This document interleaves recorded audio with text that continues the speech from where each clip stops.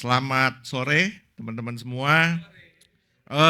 Sore hari ini kita tetap akan melanjutkan khotbah eksposisi kita. Kita sudah bereksposisi dari surat Paulus untuk jemaat di Kolose. Kalau 2 minggu yang lalu kita udah belajar tentang Kolose 1, hari ini kita akan belajar memasuki Kolose yang kedua. Nah, sore ini pembahasannya agak panjang. Yuk kita siapkan hati kita, pikiran kita untuk kita siap menerima firman Tuhan. Amin. Nah, tema atau judul khotbah kita hari ini yaitu akar salah, tumbuh salah. Coba bilang bersama-sama, akar salah, tumbuh salah. Apa sih ini? Ini bahasa apa sih ini akar salah, tumbuh salah gitu kan? Nah, saya nggak akan menerangkan tentang akar itu seperti apa, karena sebenarnya sejujurnya kita semua pasti udah tahu lah akar itu seperti apa ya.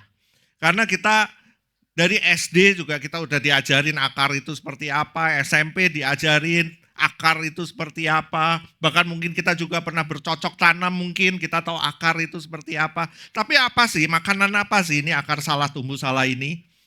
Nah, saya pengen mengilustrasikannya, membayangkannya seperti gini. Kalau saudara punya mangga, saudara tanam biji mangga ke dalam pot, ke dalam tanah, yang tumbuh apa? Pohon apa? Pohon pisang? Enggak. Pohon mangga kan?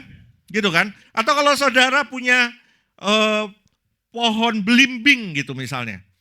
Tanam, karena kenapa? Karena bibit atau benih yang ditanamkan adalah benih apa? Cabai. Enggak kan? Belimbing. Jadi benih yang ditanamkan ini akan mencerminkan pohon yang akan tumbuh, ya, ranting-rantingnya, daun-daunnya, dan buah-buahnya. Tapi seringkali kita juga kadang-kadang nanam biji yang busuk, gitu kan? Kita tanam benih yang busuk, tanam di dalam pot, siramin pakai air seadanya mungkin. Kalau kita, oh ini sisa teh, siram pakai teh. Habis ngopi masih ada sisa dikit, siram pakai air kopi gitu. Pohonnya tumbuh nggak? Tumbuh. Tapi ketika dia mulai tumbuh besar, tumbuhnya pasti nggak akan sempurna. Kenapa? Daunnya mungkin mulai menguning atau apa. Terus orang bertanya, kan saya udah tanam. Kenapa kok tumbuhnya gini? Harusnya dia bisa bertumbuh dengan baik. Kan katanya Indonesia tanahnya subur. Gitu kan. Lah itu yang ada di hutan, nggak usah ditanam, tumbuh sendiri. Gitu. Masalahnya bukan sekedar ditanam. Tapi di mana dan dari apa ia berakar. Ini penting. Sekali lagi, masalahnya bukan sekedar ditanam, tapi di mana dan dari apa ia berakar. Banyak orang kelihatannya bertumbuh secara rohani. Wih, kalau ibadah rutin gitu. Setiap minggu gak pernah alfa, gak pernah bolos, gak pernah absen. Datang terus setiap minggu. Ibadah pagi datang, ibadah sore datang. Gitu. Terus aktif banget pelayanan. Pelayanan keyboard diambil, usher diambil, counselor diambil, worship leader diambil, khotbah aja mungkin. Next diambil juga gitu. Terus sukanya diskusi rohani. Datang ke seminar A, seminar B gitu kan, apologetika mungkin dan lain-lain. Tapi seringkali akar hidupnya itu enggak di dalam Kristus. Meskipun yang keluar seakan-akan di dalam Kristus. Tapi bisa jadi akarnya itu berhala-berhala kita, mungkin penerimaan kita. Penerimaan kita menjadi akarnya. Atau kontrol atau kuasa menjadi akarnya. Bisa jadi akarnya itu moralitas kita atau rasa bersalah yang dibungkus dengan sifat-sifat religius kita. Bisa itu yang menjadi akarnya. Dan itu cepat atau lambat pasti akan runtuh. Nah, Kolose 2 yang kita akan bahas, Kolose 2 ini menantang kita mengintrospeksi hati kita, di mana sebenarnya kita berakar. Coba bilang kanan kiri, di mana sebenarnya kita berakar.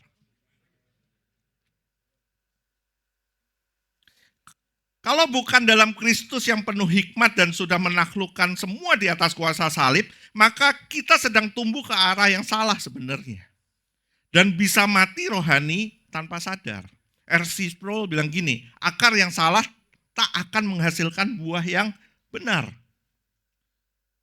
Jadi akar yang salah itu nggak akan menghasilkan buah yang benar.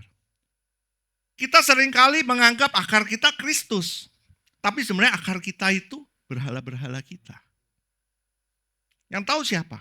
Yang tahu Tuhan dan diri kita sendiri. Pertanyaannya apakah kita seperti itu?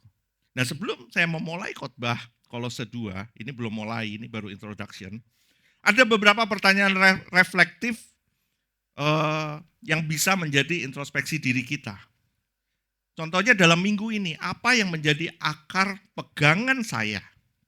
Dalam minggu ini nih, seminggu ini, apa yang menjadi akar pegangan saya?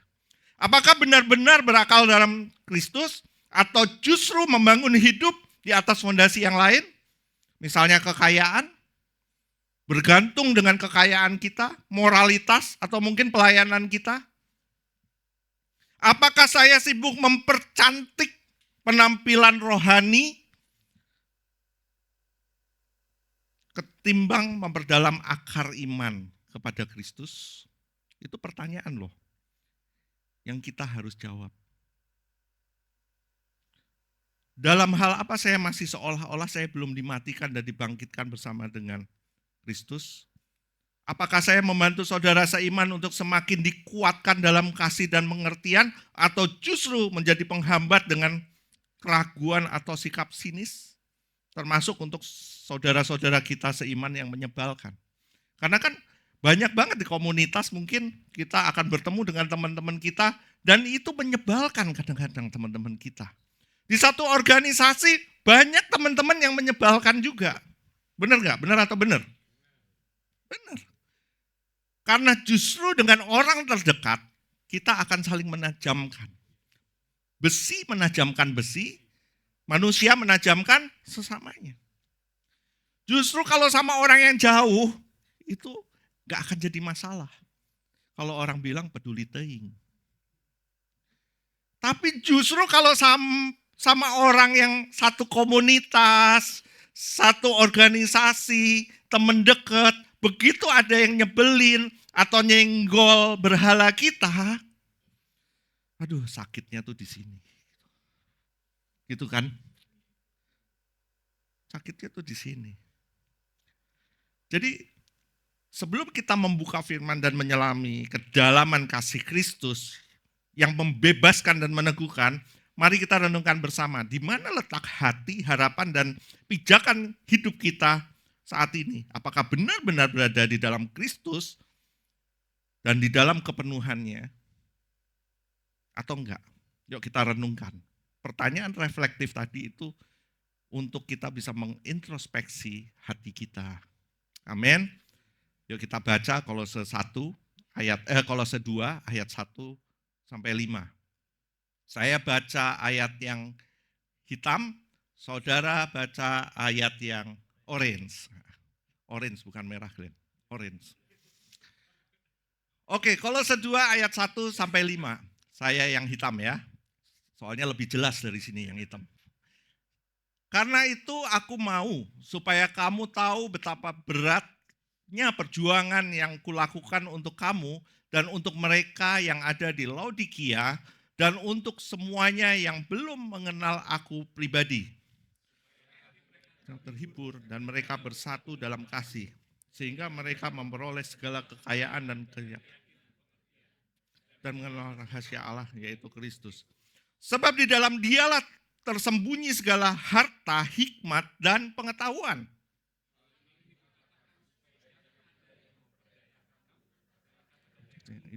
Sebab meskipun aku sendiri tidak ada di antara kamu, tetapi dalam roh aku bersama-sama dengan kamu.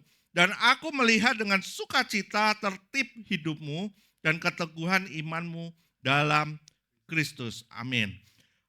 Kita mesti tahu latar belakang surat ini seperti apa dulu. Sebelum kita bahas lebih lanjut, kita mesti tahu latar belakangnya seperti apa. Yang kita tahu bahwa waktu penulisan surat ini, Paulus ini lagi ada di dalam penjara.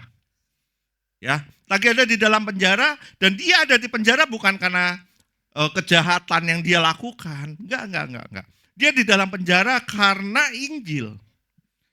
Karena pemberitaan Injil.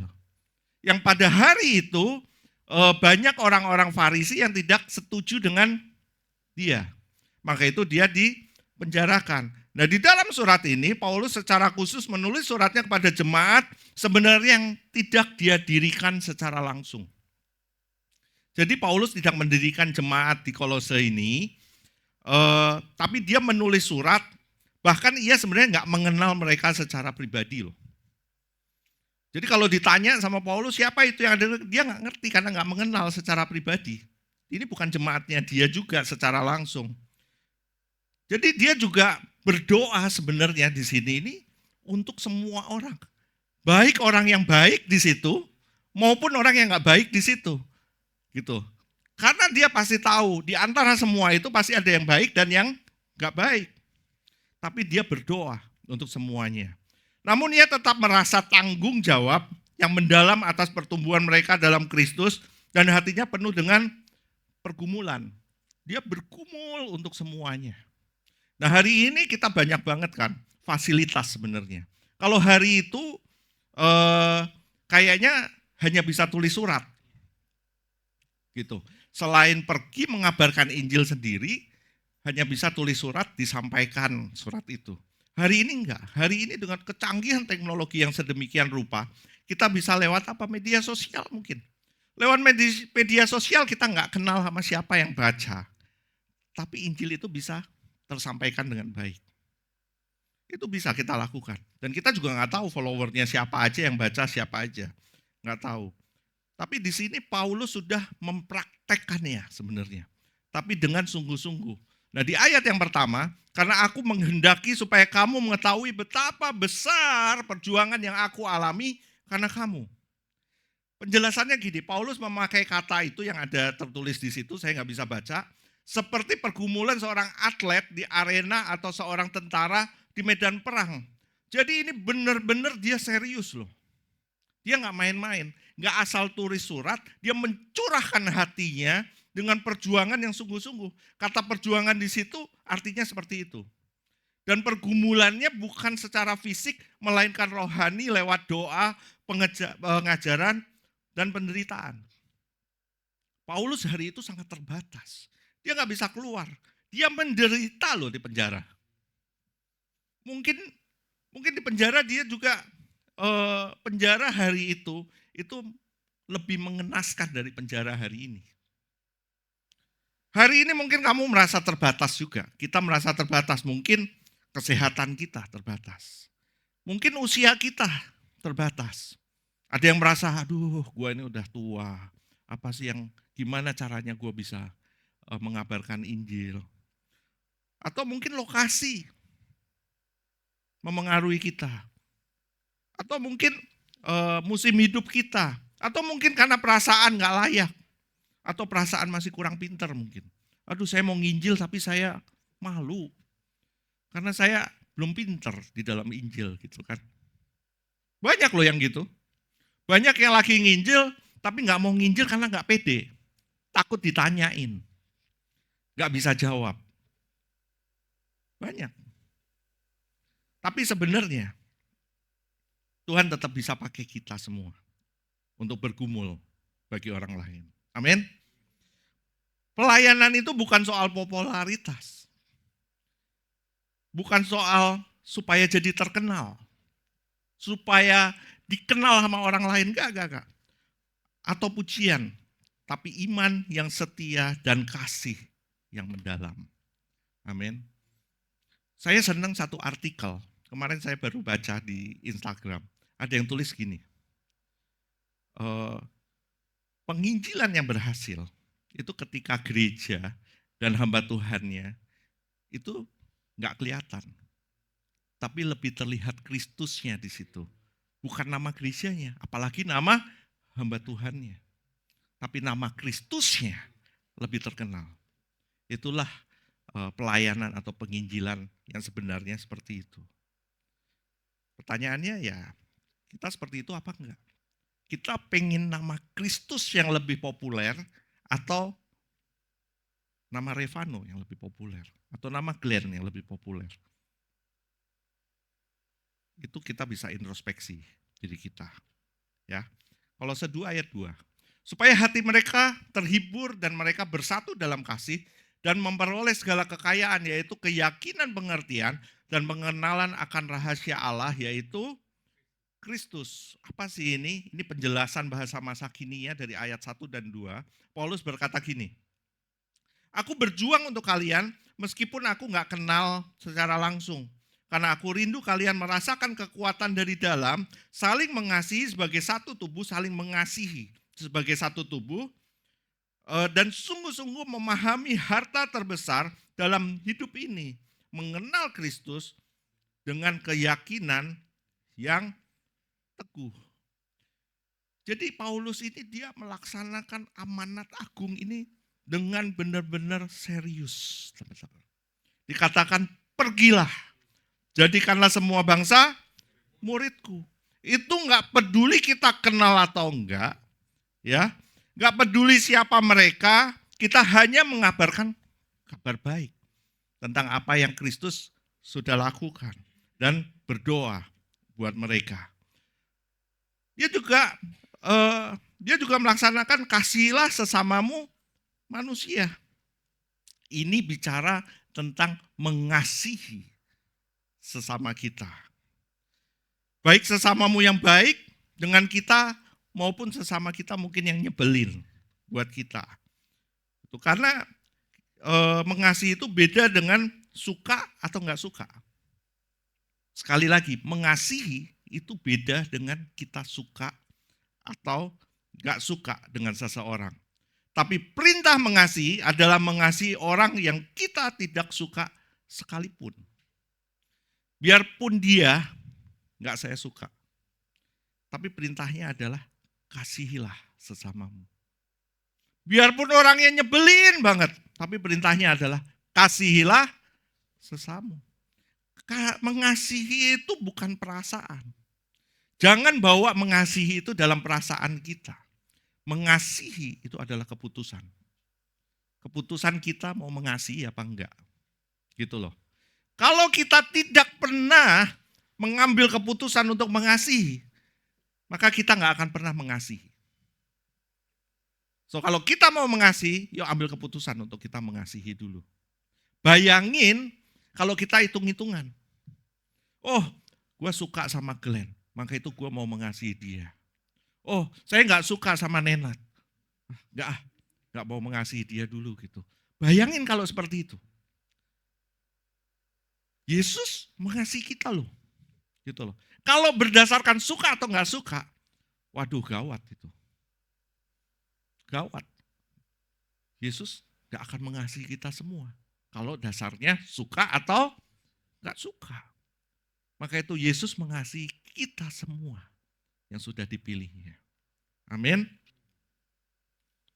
Dan Yesus datang untuk orang berdosa. Bukan untuk orang benar. Apakah kita mau jadi lebih dari Yesus? Datang hanya orang yang kita anggap benar aja. Sering kan kita bilang gini, dia benar, yang itu salah. Yang itu benar tuh, yang itu salah tuh.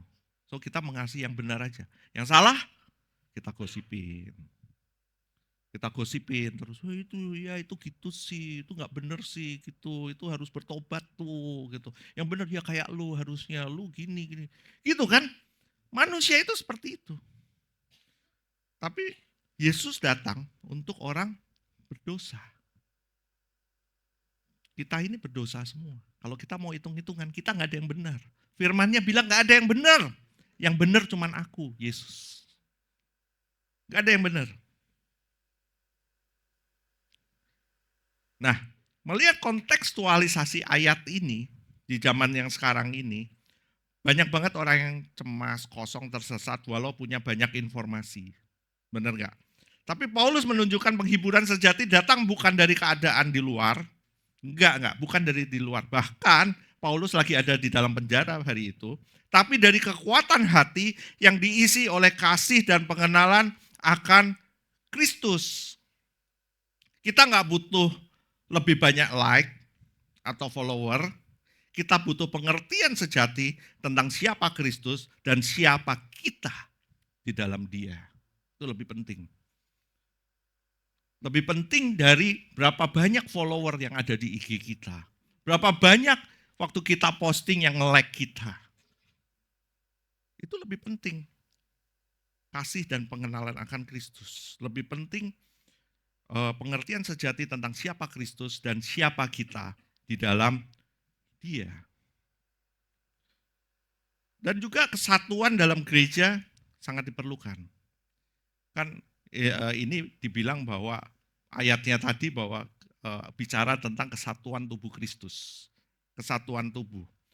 Nah, di tengah-tengah banyak polarisasi, politik luar maupun politik di dalam gereja. Saudara, saya kasih tahu. Saya bergereja ya, itu sudah mungkin 20 tahun lebih. Berbagai macam jabatan di gereja saya sudah pernah lewati. Mulai dari youth pastor, bahkan pernah merintis. Masalah terbesar di gereja adalah apa? Politik di dalam gereja. Ngerinya luar biasa. Kadang-kadang politik di dalam gereja lebih jahat daripada politik yang ada di luar. Di tengah polarisasi politik, sosial, di gereja, Paulus menyerukan bahwa kesatuan bukan dibangun lewat kompromi doktrin. Doktrin nggak bisa dikompromikan. Seringkali kita mengkompromikan doktrin untuk menjadi kesatuan. Gitu. Doktrin nggak bisa dikompromikan. Tapi kasih yang aktif di dalam Kristus. Kita tidak dipanggil untuk menyamakan pendapat, tapi menyatukan hati dalam kasih Kristus yang lebih besar dari perbedaan kita. Nah, ini kuncinya. Tim Keller bilang gini, Kristus tidak hanya jawaban akhir dari semua pertanyaan teologis, Dia adalah rahasia yang membuat hati manusia utuh dan bersatu. Tim Keller bilang gitu. Jadi Kristus adalah jawaban. Dari semua pertanyaan teologis itu Kristus. Jawabannya cuma Kristus. Dia adalah rahasia yang membuat hati manusia itu utuh. Ada seorang teologis bilang gini, ada satu kekosongan sebenarnya di dalam hati manusia. Setiap manusia pasti ada kekosongan di dalam hatinya. Dan yang hanya bisa diisi hanya oleh Kristus saja. Jadi Kristus adalah rahasia yang membuat manusia itu utuh dan bersatu. Amin. Oke, kita lanjut ke Kolose 2 ayat 3-5. Sebab di dalam Dialah tersembunyi segala harta, hikmat dan pengetahuan, itu di bold, hikmat dan pengetahuan. Aku mengatakan hal ini supaya jangan ada orang yang memperdayakan kamu dengan kata-kata yang indah. Sebab meskipun aku sendiri tidak ada di antara kamu, namun dalam roh aku bersama-sama dengan kamu. Dan aku bersukacita melihat tertib hidupmu. Di bold juga, melihat tertib hidupmu dan keteguhan imanmu di dalam Kristus. Harta, hikmat, dan pengetahuan. Hikmat sejati, ya, hanya ada di dalam siapa? Kristus.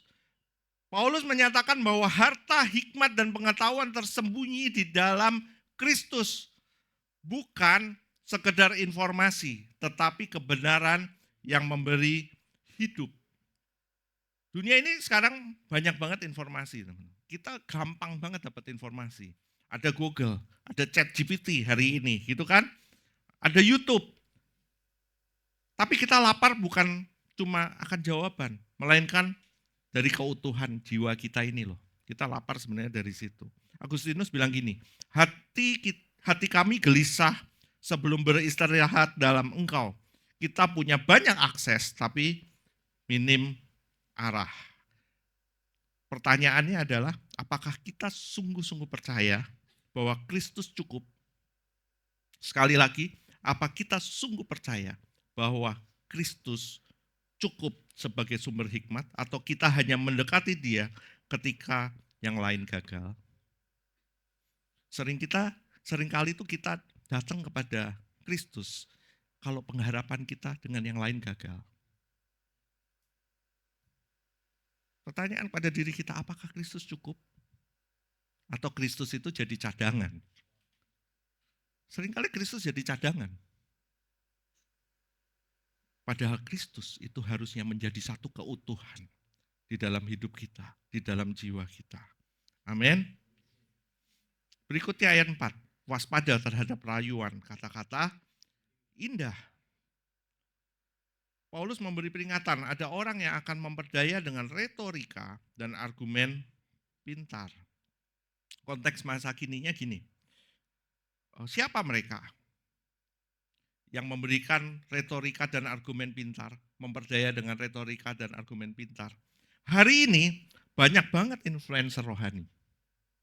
Ya, banyak banget influencer rohani. Buka IG, keluar tuh influencer rohani. Banyak juga motivator. Kadang-kadang mimbar gereja, ini enggak untuk memberitakan Injil, tapi dipakai oleh para motivator ya untuk memperkuat nih kehidupan kita, gitu kan. 5 langkah pernikahan yang sukses, gitu kan. 3 langkah untuk mencari jodoh. Misalnya gitu. Atau 8 langkah untuk mencapai kesuksesan. Gitu. Banyak sekarang. Tapi apakah Injil itu seperti itu? Banyak pengajar gereja bisa menyebarkan ajaran yang terdengar rohani, tapi kosong dari Kristus. Saya pernah pelayanan di satu gereja, baru-baru ini. Saya lupa Paskah atau Natal, saya lupa. Natal ya? Iya Natal. Kebetulan ada Nenat di situ juga. Saya dengerin khotbahnya. Bagus saudara khotbahnya. Bagus. Penuh dengan kesaksian gitu. Wes. Tapi ya, saya baru sadar. Dari awal nih, dari dia ngomong shalom gitu. Sampai akhir dia ngomong amin, yuk mari kita berdoa. Nggak ada kata Kristus atau Yesusnya loh. Sama sekali nggak ada. Yang ada, saya sudah gini. Saya sudah mendapatkan ini. Saya melakukan ini. Dan akhirnya ada orang yang datang menolong saya. Loh, yang nolong orang bukan Tuhan. Bukan Yesus. Dan itu kenyataannya. Di hari-hari ini banyak banget yang seperti itu. Banyak banget. Jadi seakan-akan itu ajarannya terdengar rohani banget. Tapi kosong dari Kristus. Nah, R.C. Sproul bilang gini, kebohongan yang paling berbahaya, sekali lagi saya ulangi, kebohongan yang paling berbahaya bukan yang jelas salah. Tapi yang sangat mirip dengan kebenaran. Sekali lagi, kebohongan yang paling berbahaya bukan yang jelas salah, tapi yang sangat mirip dengan kebenaran. Karena kebohongan yang jelas salah kita tahu ini nggak benar. Tapi sesuatu yang kayaknya benar padahal salah ini lebih berbahaya. Karena bisa membawa kita lebih terjerumus dan lebih sesat. Nah, aplikasinya apakah kita punya sense atau radar rohani untuk membedakan antara hikmat dunia dan hikmat dari Kristus? Yuk kita tanya pada diri kita sendiri. Ya. Yang ketiga, iman yang teguh butuh tertib hidup.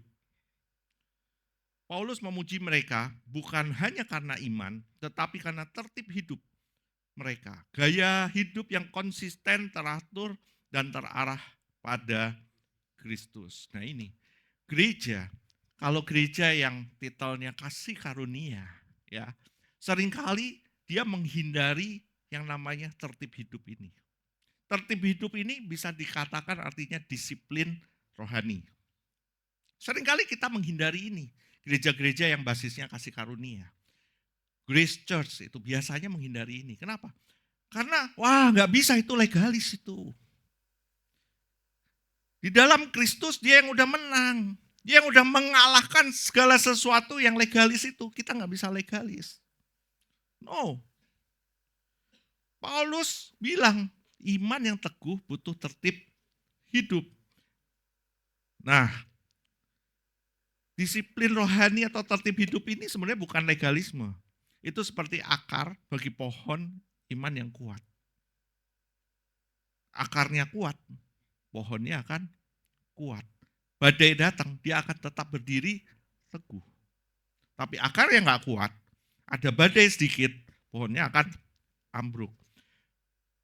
Nah, disiplin rohani dan legalisme ini sering keliru disamakan. Padahal keduanya sangat berbeda dalam motivasi, tujuan, dan hasilnya. Beda banget. Kalau disiplin rohani yang benar, ya ini disiplin rohani yang benar, motivasinya adalah karena kasih dan respon terhadap Injil. Ini adalah disiplin rohani yang benar, motivasinya. Tapi kalau legalis, motivasinya karena takut, merasa harus layak dulu. Itu motivasinya. Atau tujuannya, kalau di dalam Injil, disiplin rohani itu bertumbuh di dalam Kristus. Tujuannya supaya kita bisa bertumbuh di dalam Kristus, maka kita mendisiplinkan kerohanian kita. Tapi kalau legalisme membuktikan diri layak di hadapan Allah dan manusia. Pembuktian. Atau fokusnya, arah fokusnya. Kalau disiplin rohani menurut Injil, Kristus sebagai pusat. Gitu kan? Kristus sebagai pusat dan sumber kekuatan kita. Tapi kalau legalisme, pusatnya adalah diri sendiri dan ukurannya. Itu sebagai pusat, ukuran kita. Itu menjadi pusat. Ukuran seberapa besar pelayanan kita, itu sebagai pusatnya. Dan buahnya yang pasti, kalau disiplin rohani menurut Injil itu buahnya adalah sukacita, kelembutan hati, kerendahan hati. Tapi kalau legalisme pasti rasa bersalah, kesombongan, atau keputusasaan. Contohnya, kita baca Alkitab tiap hari. Ya, baca Alkitab tiap hari. Nah, kalau yang disiplin rohani yang benar, kenapa kita baca Alkitab? Saya membaca karena saya lapar akan firman Tuhan. Saya ingin mengenal Yesus lebih dalam. Tapi kalau yang legalisme, itu bilang saya harus baca 3 pasal sehari. Supaya Tuhan gak kecewa dan hidup saya gak sial. Itu seperti itu tuh. Atau beribadah di gereja secara konsisten, misalnya, datang beribadah terus. Kalau yang disiplin rohani, saya rindu menyembah bersama tubuh Kristus dan dibentuk bersama. Tapi kalau yang legalis, kalau saya nggak ke gereja minggu ini, Tuhan nanti marah sama saya. Itu yang legalisme seperti itu. Atau berdoa, doa teratur. Kalau yang disiplin rohani, saya butuh berbicara dengan Bapak saya. Ini bukan kewajiban, tapi napas hidup saya. Tapi kalau yang legalis bilang gini, kalau saya nggak berdoa pagi ini, nanti Tuhan mungkin nggak akan memberkati saya. Itu perbedaannya. Nah, R.C. Sproul bilang gini, disiplin rohani adalah sarana anugerah, bukan alat pembuktian. Amin. John Owen bilang gini, jika kamu tidak membunuh dosa, maka dosa yang akan membunuh kamu. Sekali lagi, kalau kamu gak membunuh dosa, maka dosa yang akan membunuh kamu. Pertanyaannya, apakah hidup kerohanianmu hari ini tertib rohani atau acak? Kali-kali tertib, kali-kali enggak. Kali-kali tertib, kali-kali enggak, gitu kan? Disiplin gak kita doa, ibadah, dan komunitas, datang ke YouCare, Komsel, atau enggak? Posisi kita, kalau kita sudah mengerti di dalam Injil, itu bukan legalis lagi. Tapi disiplin rohani yang memang dibutuhkan, karena kesadaran kita akan apa yang Dia sudah lakukan buat setiap kita. Bukan keharusan, tapi kesadaran, beda. Kesadaran kita. akan apa yang dia sudah lakukan. Sekali lagi, kalau agama itu bagaimana caranya untuk kita bisa mencapai Tuhan. Bagaimana caranya supaya kita bisa diperkenan oleh Tuhan, itu agama. Tapi kalau Injil beda. Kita melakukan semuanya karena dia sudah melakukannya terlebih dahulu. Kalau Injil itu bicara bukan apa yang kita perbuat, tapi apa yang dia, Kristus, lakukan, perbuat buat setiap kita. Itu Injil. Beda banget. Beda banget. Kita lanjut, ayatnya yang ke-6 sampai yang ke-15. Saya akan bacakan saja supaya cepat. Kolose 2 ayat 6 sampai 15, judul perikopnya kepenuhan hidup dalam Kristus. Kamu telah menerima Kristus Yesus Tuhan kita, karena itu hendaklah hidupmu tetap di dalam Dia. Hendaklah kamu berakar di dalam Dia dan dibangun di atas Dia. Hendaklah kamu bertambah teguh dalam iman yang telah diajarkan kepadamu, dan hendaklah hatimu melimpah dengan syukur. Hati-hatilah supaya jangan ada yang menawan kamu dengan filsafatnya yang kosong dan palsu menurut ajaran turun-temurun dan roh-roh dunia, tetapi tidak menurut Kristus. Sebab dalam Dialah berdiam segala jasmania seluruh kepenuhan kalahan, dan kamu telah dipenuhi di dalam Dia. Dialah kepala semua pemerintah dan penguasa. Dalam Dia kamu telah disunat, bukan dengan sunat yang dilakukan oleh manusia, tapi dengan sunat Kristus yang terdiri dari penanggalan akan tubuh yang berdosa. Karena dengan Dia kamu dikuburkan dalam baptisan, dan dalam Dia kamu turut dibangkitkan juga oleh kepercayaanmu kepada kerja kuasa Allah yang telah membangkitkan Dia dari orang mati. Kamu juga meskipun kamu dahulu mati oleh pelanggaranmu dan oleh karena tidak disunat secara lahiriah, telah dihidupkan Allah bersama-sama dengan Dia. Sesudah Ia mengampuni segala pelanggaran kita dengan menghapuskan surat utang yang oleh ketentuan-ketentuan hukum mendakwa dan mengancam kita, dan itu ditiadakannya dengan memakukannya pada kayu salib. Ia telah melucuti pemerintah-pemerintah dan penguasa-penguasa dan menjadikan mereka tontonan umum dalam kemenangannya atas mereka. Amin. Ayat 6 dan 7, terus hidup di dalam Kristus, bukan sekali saja terima. Dikatakan karena itu hendaklah hidupmu tetap di dalam Dia, berakar di dalam Dia, dan dibangun di atas Dia. Hidup di dalam Kristus itu sebenarnya itu satu proses. Jadi hidup kekristenan kita ini adalah hidup yang berproses. Gitu ya. Karena banyak banget orang berpikir menjadi Kristen tuh mulai aja, datang ke gereja, datang ke altarnya, angkat tangan, dibaptis, beres. Enggak kayak gitu. Tapi Paulus berkata hidup Kristen itu bukan kayak pelari gitu loh, yang sprint, cepet-cepetan. Enggak. Tapi butuh waktu, seperti akar dan bangunan itu juga butuh waktu, ketekunan dan kesetiaan. Ada proses. Maka itu kita kenal istilah progressive sanctification. Gitu kan? Terus menerus kita diperbaharui. Mungkin kita akan jatuh bangun gitu. Tapi secara nggak sadar kita akan naik. Jadi kekristenan itu, Injil itu bukan sesuatu hal yang instan. No, tapi itu butuh proses.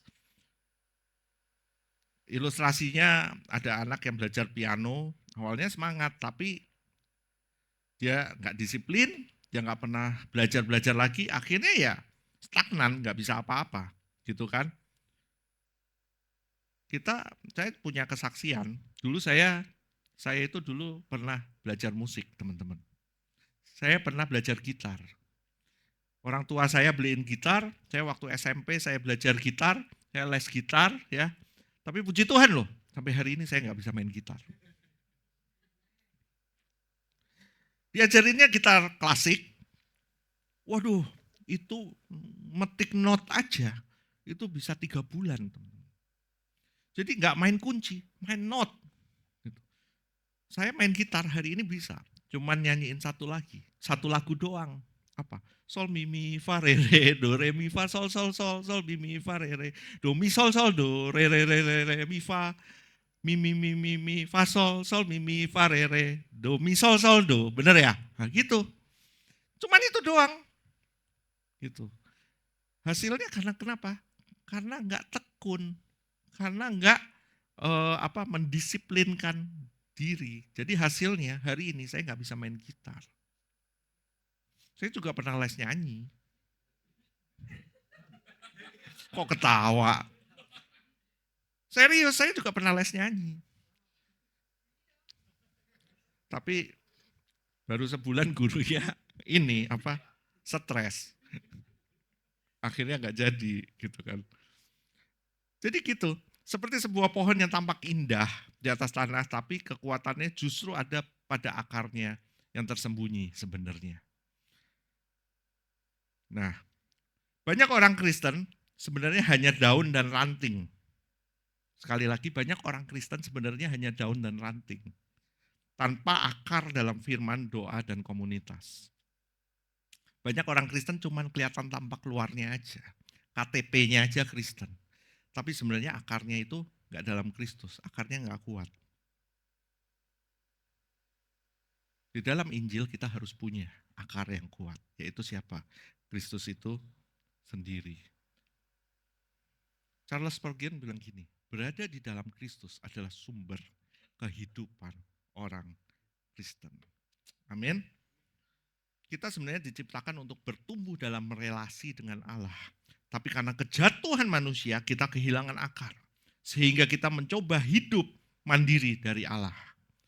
Dan kita ditebus di dalam Kristus, kita ditanam kembali dengan akar iman dan pengucapan syukur.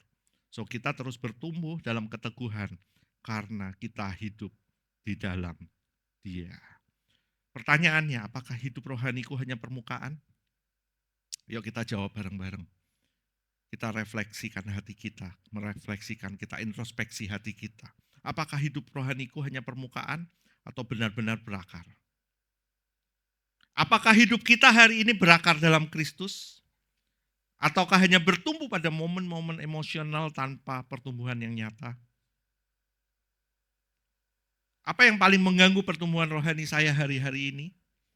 Kita jawab, ini hanya bisa diri kita sendiri yang jawab. Lanjut, ayat yang ke-8. Hati-hatilah supaya jangan ada yang menawan kamu dengan filsafat kosong. Waspada terhadap Yesus plus. Kristus saja cukup. Yesus plus. Ini juga pernah dibahas sebelumnya di Galatia 1, sempat kita bahas di sini tentang Injil manusia. Ya, Injil manusia dan Injil sejati, Injil lain, Injil manusia. Tapi konteks masa kini kita hidup di dalam pencarian alternatif sebenarnya. Pencarian alternatif seperti apa? Yesus plus self-love. Yesus plus self-love. Yesus plus sukses finansial. Yesus plus kesehatan mental. Atau Yesus plus hal-hal yang mistik. Banyak sekarang.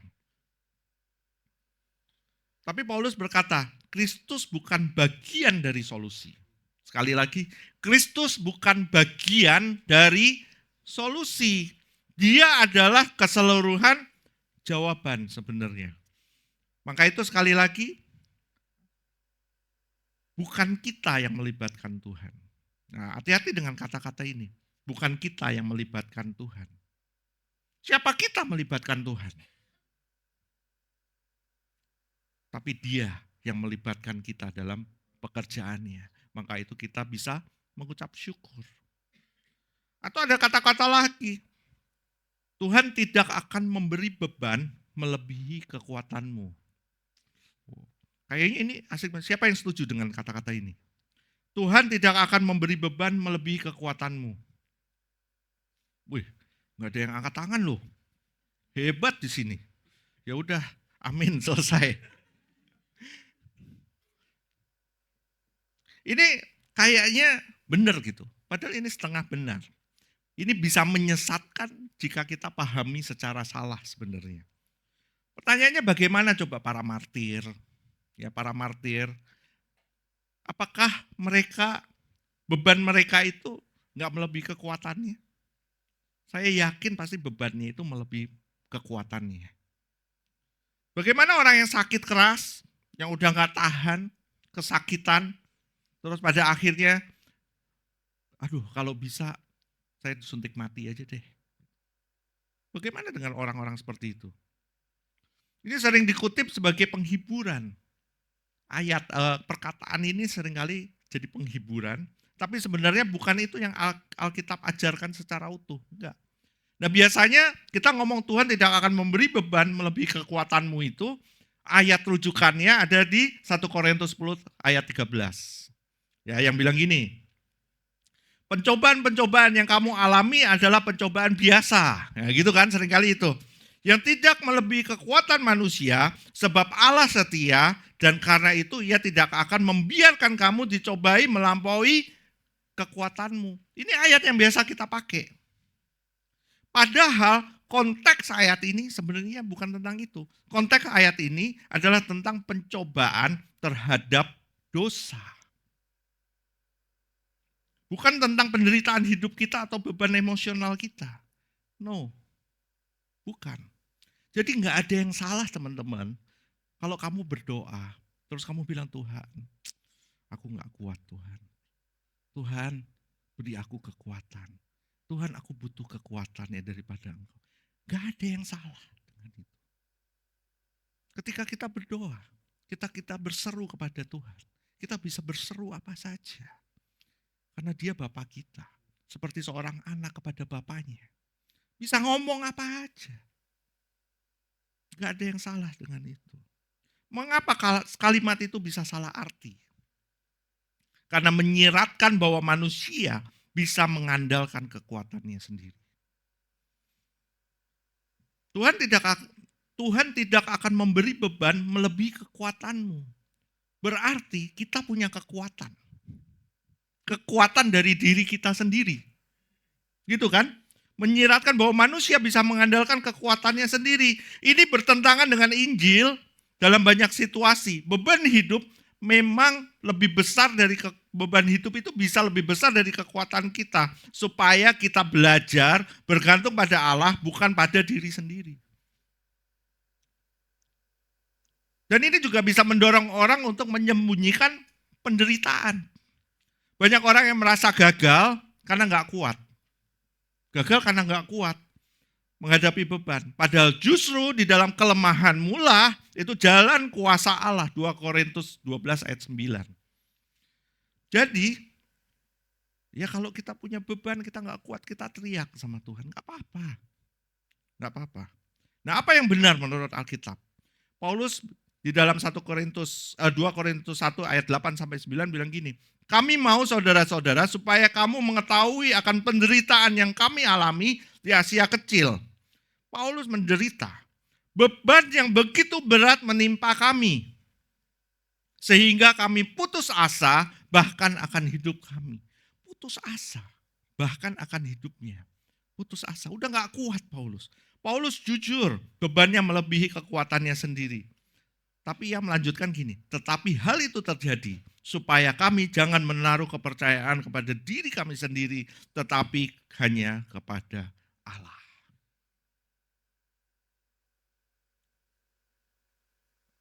Versi yang lebih tepat lagi secara Injil, Tuhan terkadang mengizinkan beban yang lebih berat dari kekuatan kita, agar kita belajar bergantung sepenuhnya kepada kekuatannya. Amin. Jadi yang tadi benar atau salah? Bahaya kata-kata itu sebenarnya. Ada lagi kata-kata gini. Tuhan tahu kamu kuat. Sekali lagi, Tuhan tahu kamu kuat. Jadi dia izinkan kamu menghadapi ini semua. Tuhan tahu kamu kuat. Jadi dia mengizinkan kamu menghadapi ini semua. Ini benar atau salah? Ini benar atau salah?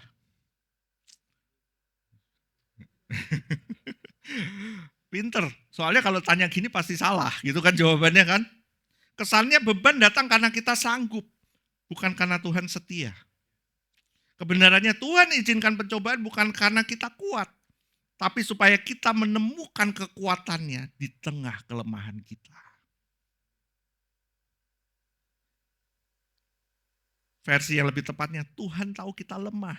Dan justru itu sebabnya Dia menyertai dan menopang kita. Amin. Supaya Dia menyertai dan menopang kita. Jadi pertanyaannya, apa tambahan yang tanpa sadar kita anggap perlu selain Kristus?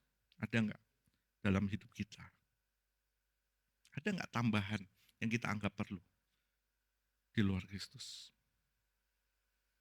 Tidak. Tulian. Civijian. Bilang gini, Kristus ditambah apapun sama dengan ketiadaan. Kristus ditambah ketiadaan sama dengan segalanya. Wow. Jadi Christ is enough. Kristus cukup buat setiap kita. Jangan pernah tambahkan apapun juga. Kristus cukup buat setiap kita. Apapun permasalahan kita, bergantung penuh kepada Kristus. Gak ada jalan keluar yang lain. Cuman Kristus jalan keluarnya. Amin. Ayatnya yang ke-11 dan 12. Ayatnya yang ke-9 dan 10. Kristus adalah kepenuhan dan kamu telah dipenuhi. Sebab dalam Dialah berdiam seluruh kepenuhan kealahan dan kamu telah dipenuhi di dalam Dia. Konteks masa kininya gini, kita hidup dalam budaya sebenarnya yang serba kekurangan. Padahal Kristus adalah kepenuhan. Dan kamu telah dipenuhi. Tapi budaya masa kini kita ngomong semua ini serba kekurangan. Gitu kan? Kita hidup dalam budaya kekurangan. Ada yang bilang kurang cantik lah. Kurang ganteng lah. Maka itu operasi plastik laku banget. Gitu. Kurang kaya lah. Padahal orang yang udah punya duit gak akan pernah puas. Hari ini nggak punya 5M misalnya, ketika nyampe 5M, saya butuhnya 10M. Nanti kita punya 10M, pengen lebih besar lagi, nggak akan pernah puas. Dan akan kurang terus. Kurang produktif lah, kurang rohani lah, kurang spiritual lah. Tapi Paulus membalik semua logika itu karena Kristus tinggal di dalam kita. Kita tidak kekurangan apapun untuk hidup yang penuh. Amin. Apa yang kita kejar hari-hari ini karena merasa belum cukup? Apakah Kristus benar-benar pusat dalam pemenuhan dalam hidup saya? Apakah kita hidup seperti orang yang sudah penuh? Ataukah kita terus mencari validasi dari kepuasan dari luar Kristus? Yuk kita jawab, introspeksi diri kita. Ya. Selanjutnya ayat 11 dan 12. Dari sunat rohani ke hidup yang baru. Kamu telah disunat, yaitu sunat Kristus, dikuburkan bersama dengan Dia dalam baptisan dan dibangkitkan juga bersama dengan Dia. Nah, baptisan itu bukan sekedar ritual, teman-teman. Tapi baptisan itu adalah deklarasi hidup kita yang lama telah mati bersama Kristus dan kini kita bangkit bersama-sama dengan Dia dengan kuasa yang baru. Baptisan itu seperti pemakaman. Baptisan itu seperti dimakamkan. Dan kelahiran sekaligus kita menguburkan identitas lama kita. Apa itu identitas lama kita? Kadang-kadang pecandu validasi. Kita butuh banget validasi. Budak dosa. Gak bisa lepas dari ketergantungan dosa. Budak atau korban luka batin. Waduh, trauma terus hidupnya. Dan lahir kembali sebagai anak yang diberi nama baru dalam Kristus. Ini kayak seperti proses Yesus. Dia mati, dikuburkan, dan bangkit. Amin. Lanjut ayat 11-12. Yesus membatalkan catatan hutang. Salib adalah struk yang dibayar lunas. Ia telah menghapuskan surat hutang dan menyalibkannya. Nah, konteks masa kini setiap manusia itu punya daftar hitam sebenarnya. Rasa bersalah, kegagalan, dan dosa yang membebani. Nah, di zaman digital hari ini jejak digital itu susah dihapus. Nggak bisa dihapus. Saudara kalau ketik nama saya di Google, akan keluar tuh semua apa yang saya lakukan masa lalu saya. Dan itu nggak bisa dihapus. Nggak bisa dihapus. Tapi di salib, Kristus sudah membatalkan semuanya.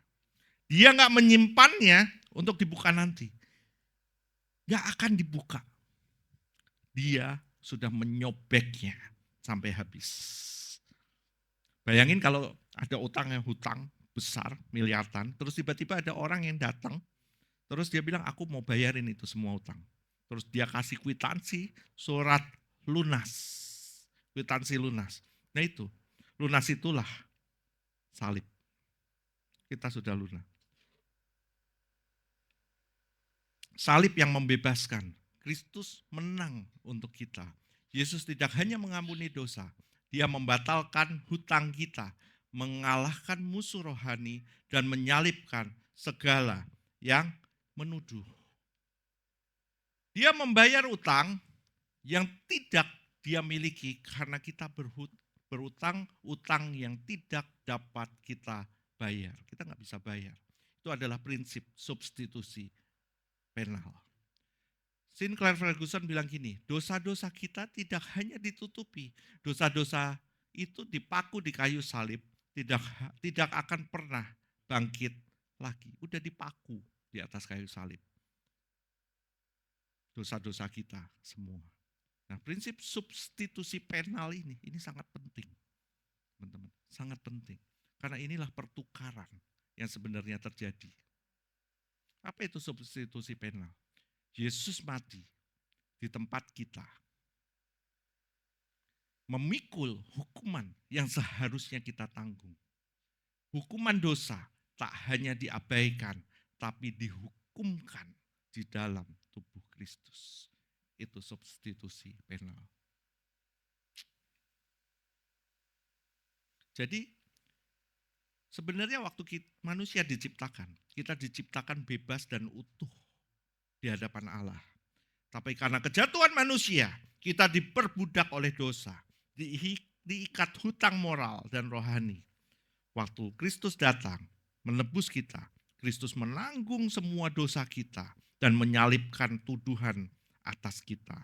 Sehingga kita hari ini hidup dalam kebebasan baru dan kemenangan yang sudah dimenangkan.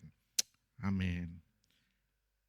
Ayat yang ke-15, ayat yang terakhir, Kristus mengalahkan musuh dengan tampilan yang terbuka. Apa itu? Ia telah melucuti pemerintah-pemerintah dan penguasa-penguasa dan menjadikan mereka tontonan umum dalam kemenangannya atas mereka di dalam Dia. Apa yang sebenarnya terjadi di atas kayu salib? Dari luar ya, kelihatannya nih Yesus sepertinya kalah. Sepertinya kalah. Dia ditangkap, ya, dia ditelanjangi, dia dipermalukan, dia disalibkan seperti penjahat. Dan dia ditinggalkan.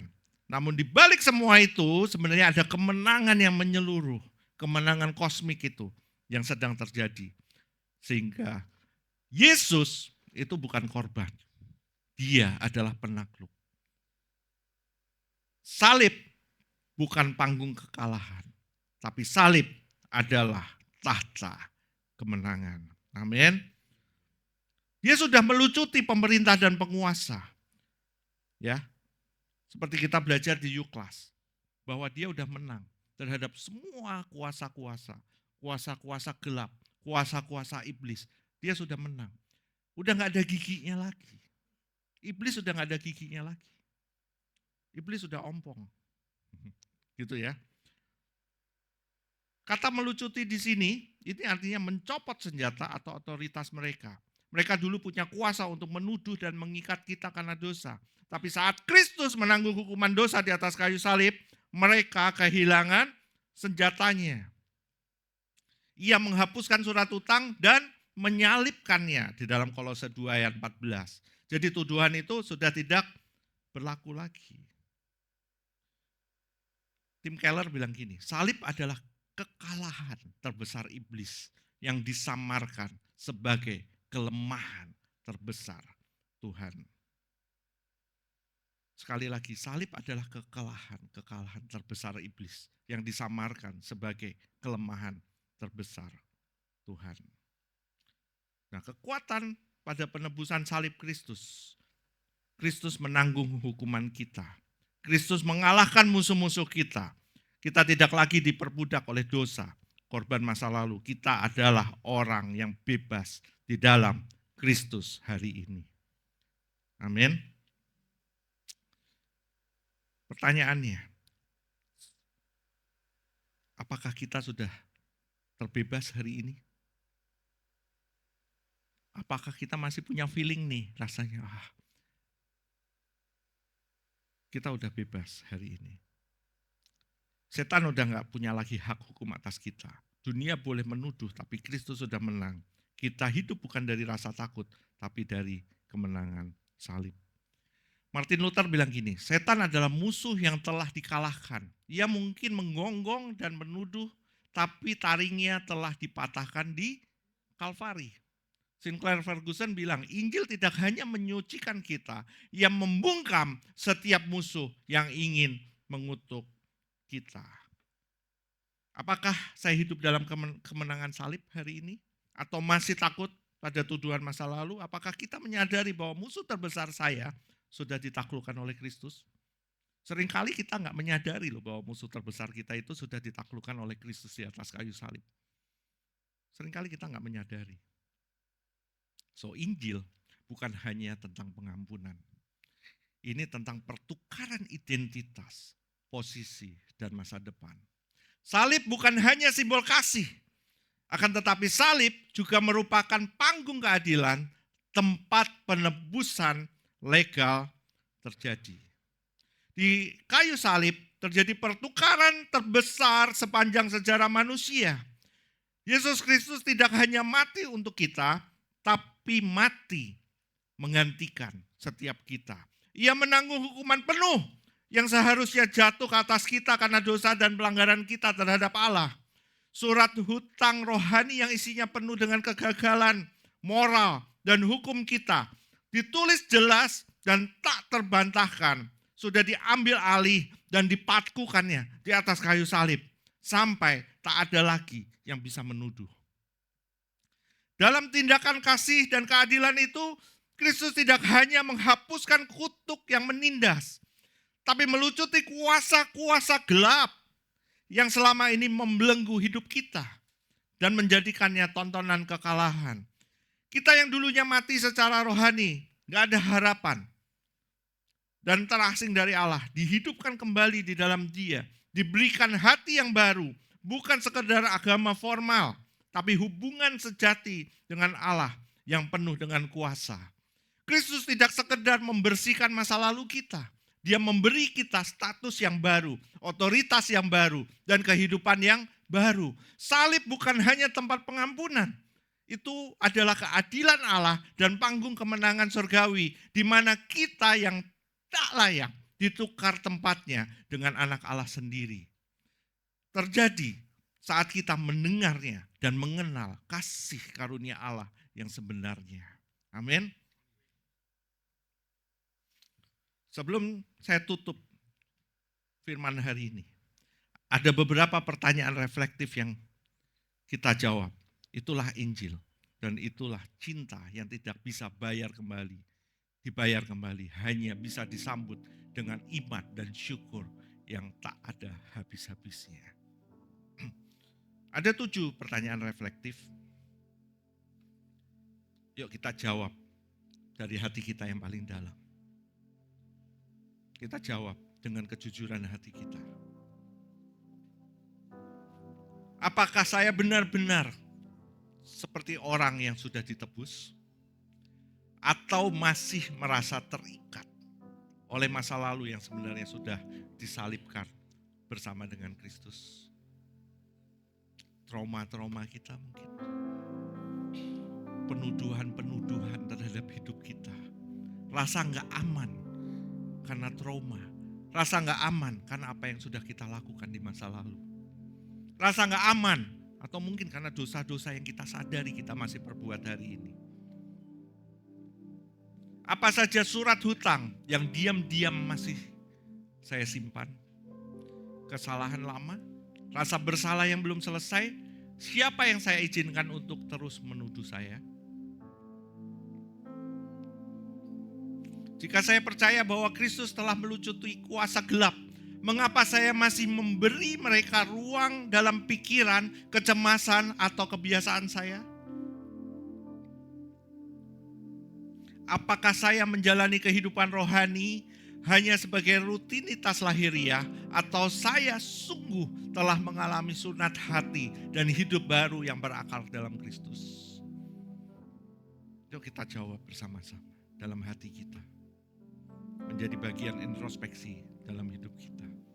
Dalam bagian hidup saya yang paling rentan, apakah saya menaruh pengharapan pada apa yang sudah Kristus kerjakan di atas salib, atau saya masih mencoba membayar dosa-dosa saya dengan usaha sendiri? Seringkali kita mikir bahwa salib Kristus itu belum lunas. Dia belum menyelesaikan. Seringkali kita berpikir bahwa Yesus bayar semua hutang-hutang dosa kita itu dengan nyicil. Kenapa? Karena kita masih berusaha untuk membayarnya. Padahal dia udah membayarnya lunas. Jika salib adalah panggung kemenangan, mengapa saya sering hidup seolah-olah kalah? Apa yang perlu saya lepaskan agar bisa hidup dari posisi menang, bukan dari rasa takut atau rasa gagal? Dan yang terakhir, apa bentuk syukur konkret yang bisa saya tujukan minggu ini karena pertukaran ilahi itu? Karena Kristus telah menggantikan tempat saya di atas kayu salib. Soli Deo Gloria. Yuk mari kita berdoa.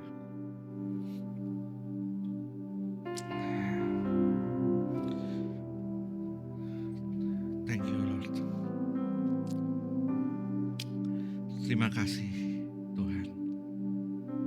Tuhan Yesus, terima kasih karena Engkau gak hanya memaafkan aku, tapi Engkau mengganti tempatku, menanggung semua yang buruk dariku, dan memberikan kepadaku semua yang baik darimu.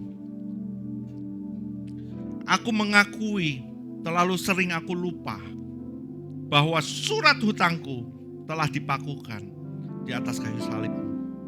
Aku masih menyimpan rasa bersalah, seakan-akan Engkau belum menyelesaikannya. Ampuni aku ya Tuhan. Untuk saat-saat aku hidup seolah-olah masih kalah, padahal Engkau telah melucuti semua kuasa yang menuduh aku. Aku mengaku masih ada bagian dalam hidupku yang belum aku serahkan dalam terang kemenangan salib-Mu. Tolong aku berhenti mencoba membayar sendiri dan mulai hidup dalam ucapan syukur dan kepenuhan yang Engkau berikan dengan cuma-cuma. Berikan aku keberanian untuk percaya bahwa Engkau benar-benar sudah menukar aibku dengan kemuliaan-Mu dan dosaku dengan kebenaran-Mu. Ajari aku untuk merespon kasih-Mu bukan dengan rasa takut, tapi dengan hidup yang tertanam, bertumbuh dan bersinar karena Injil. Hari ini Tuhan, aku ingin berkata, aku menerima pertukaran itu. Aku percaya dan aku bersyukur. Terima kasih Tuhan. Di dalam nama Yesus yang menang dan menghidupkan, kami semua berdoa. Haleluya. Amin.